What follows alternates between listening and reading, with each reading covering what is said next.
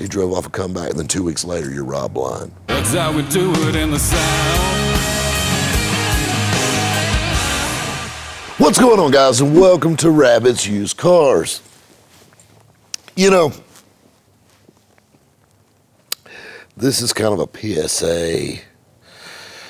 I got a lot of guys on this channel that are Facebook marketplace warriors. I'm right there with you. I fight the good fight all the time on the marketplace. I love it. I think in a lot of ways, marketplace is a great platform to sell. I really do. I also have my concerns with marketplace.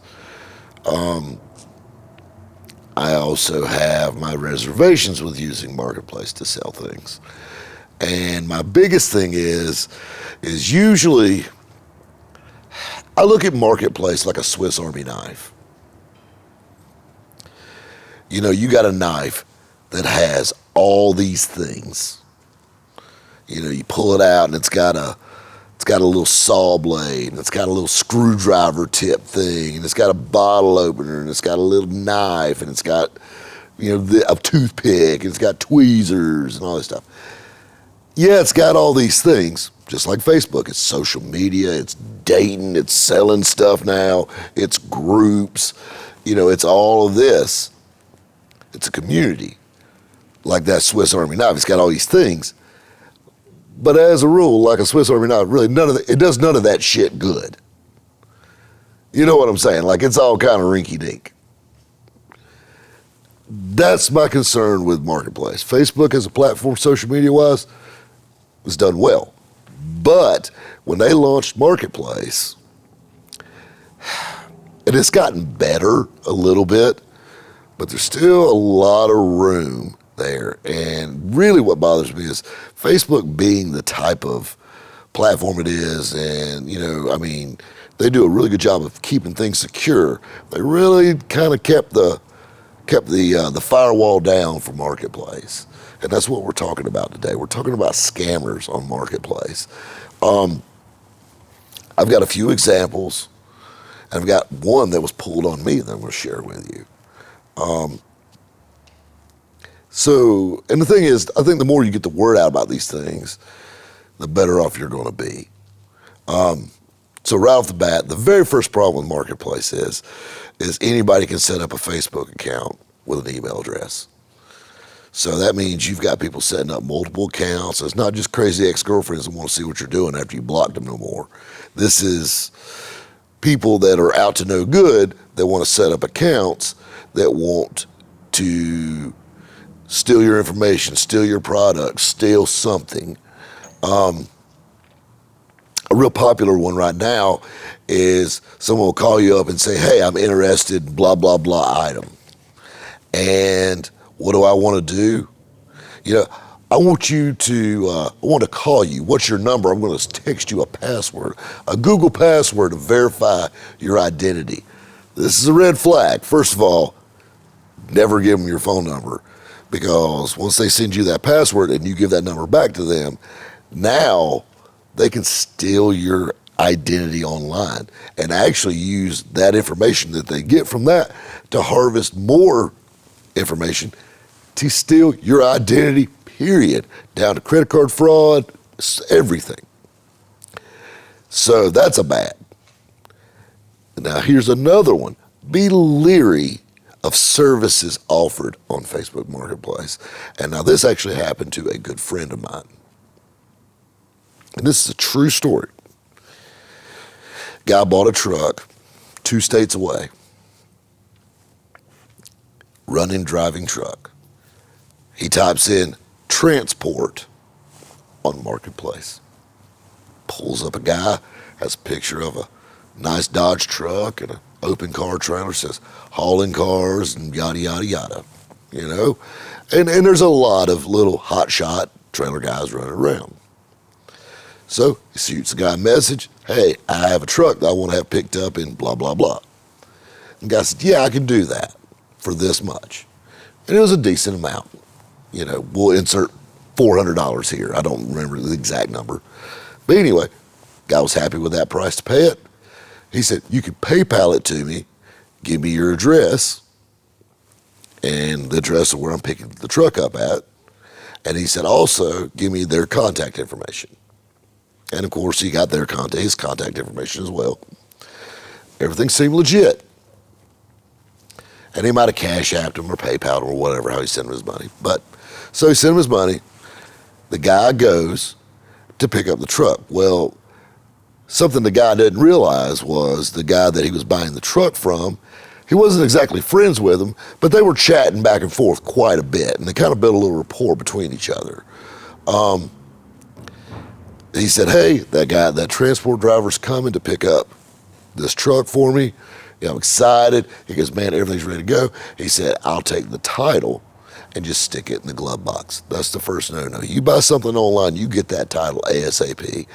When we sell things here, everything, all the sales paperwork gets overnighted to you, day of payment. Boom.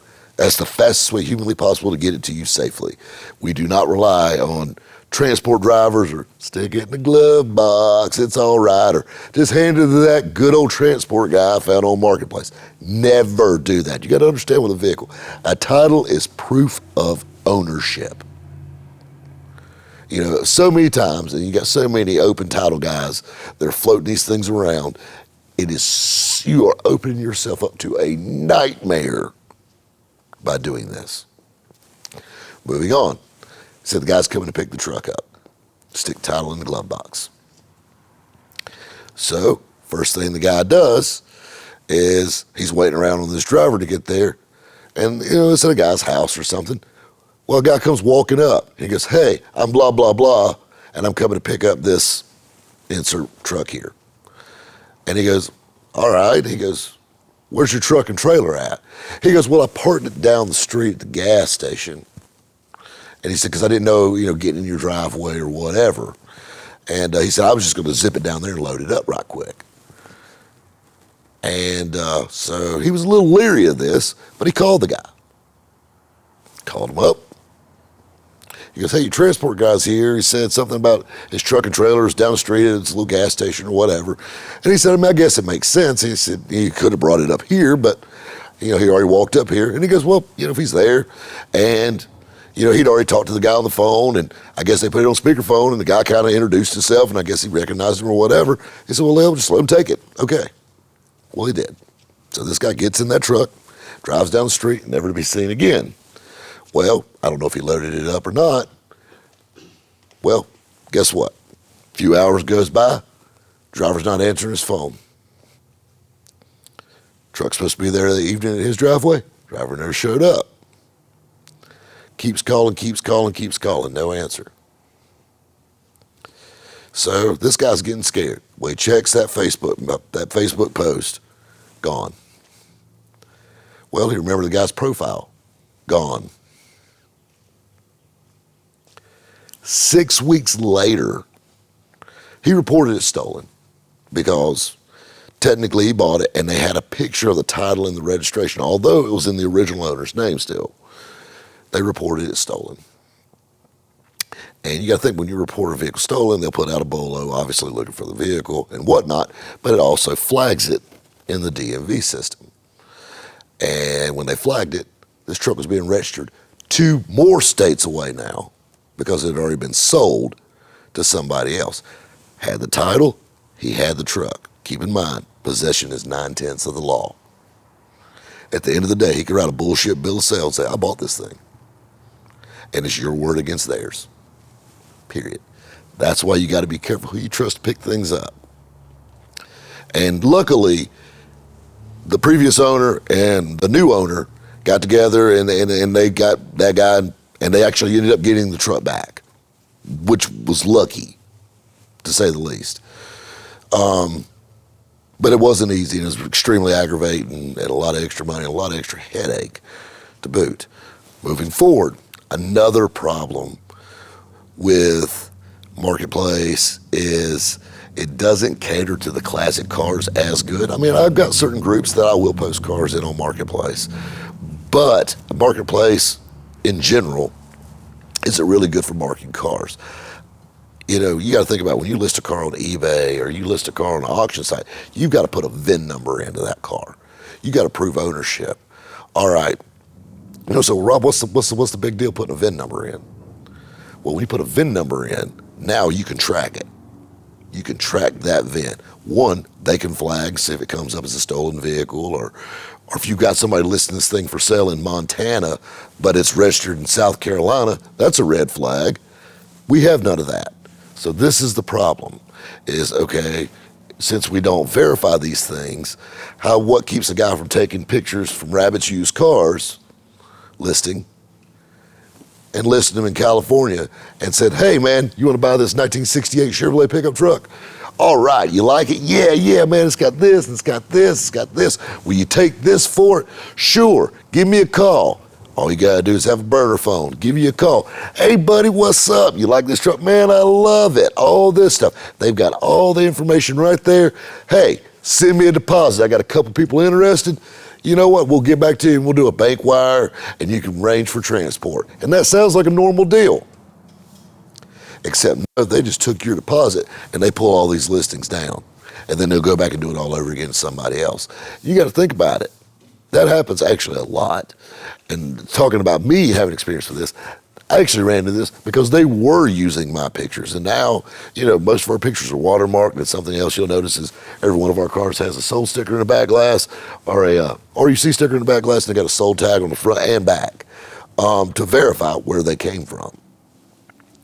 And I actually had a guy who was out west using my pictures trying to do the same scam.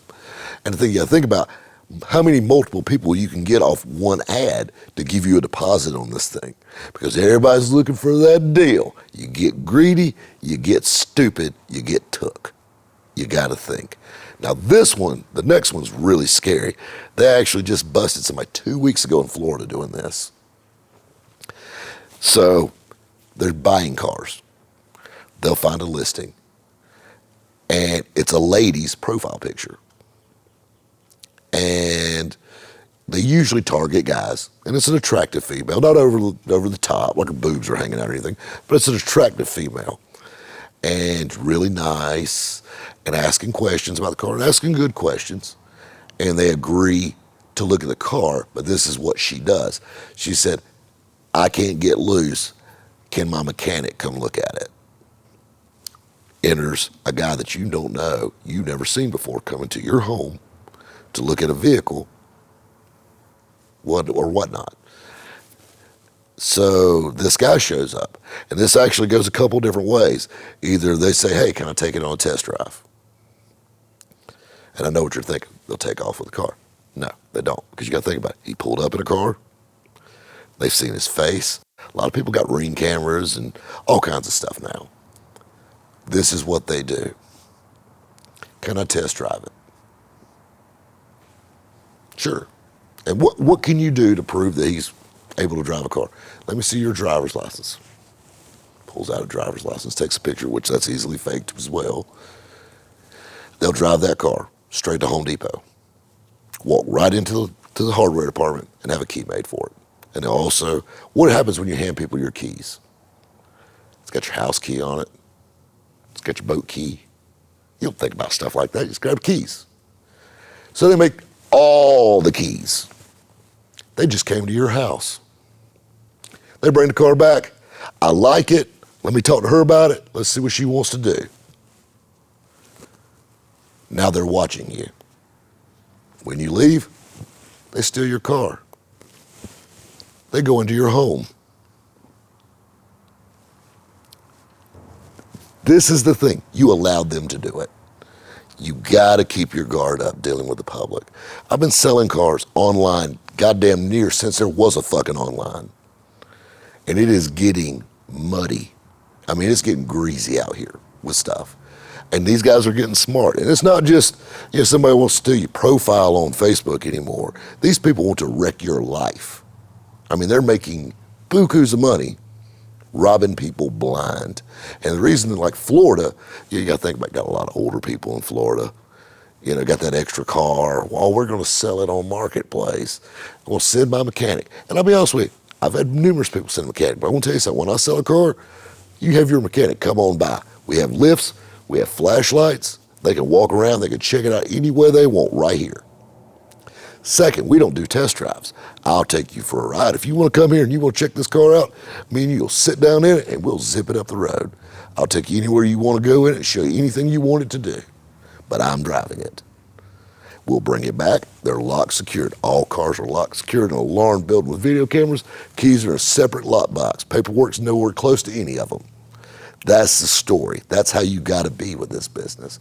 Because I'm going to tell you something. As soon as you let that guard down, as soon as that one time, like, oh, it's all right. He's a good guy. He's got a mechanic shirt on. He showed me his driver's license. Just hand him the keys to everything you own. He drove off and come back, and then 2 weeks later, you're robbed blind. This is the scary part. Think how many times they could use that same profile and those same two people, which, hell, it could have been just the guy the whole time, just using the chick for a profile pic. That same guy doing that same little scam in a certain area, and then just hit them all in a week and be done. And a little food for thought. Something to think about next time you list a car on Marketplace. I don't want to scare anybody. You know, you got to get out there. You can't be scared to leave the house. Can't be scared to go online. But you got to think, guys. You got to think. And I'll be honest with you, as we're talking about this now, they're coming up with new ways. So, like I said, keep your eyes peeled. Stay safe out there in the old internet land. And we'll catch you next time here at Rabbit's Used Cars.